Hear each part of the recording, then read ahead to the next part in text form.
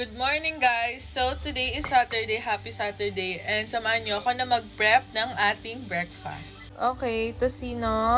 And then magluluto tayo ng pusit. Sila, hi! Hi!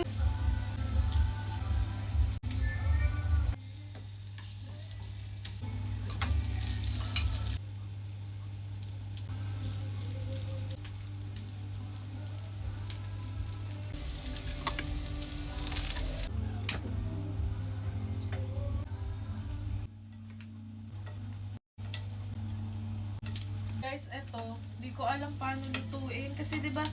Aray, sakit. Alam ko siya, pero alam mo yung parang para lumutong siya, ganun. Hindi ko alam paano siya i-achieve.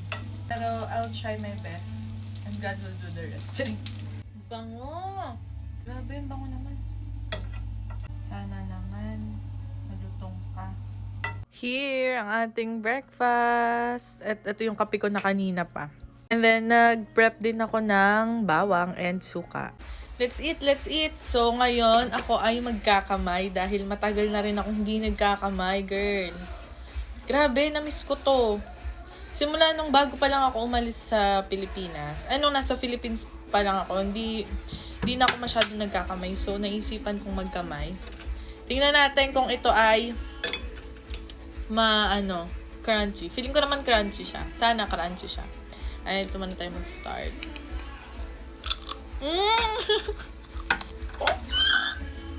Perfect.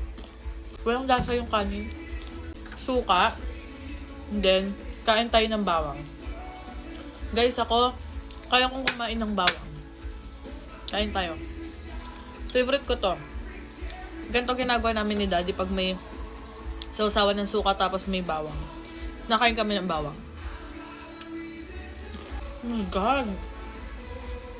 Kaya hindi mo talaga mamimiss yung mga pagkain sa Pilipinas kasi meron din dito.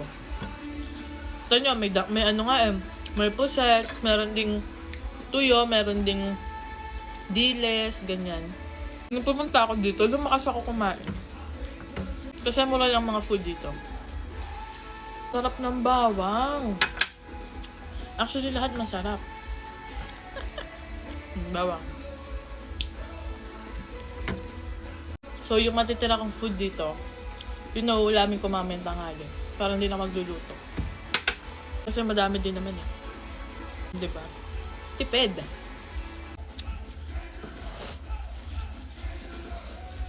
Ayan. Ulam ko na yun mamaya tanghali. Kasi hindi ko rin naman uubos. Kasi ang dami pa nito. Buti na lang di ako maselan.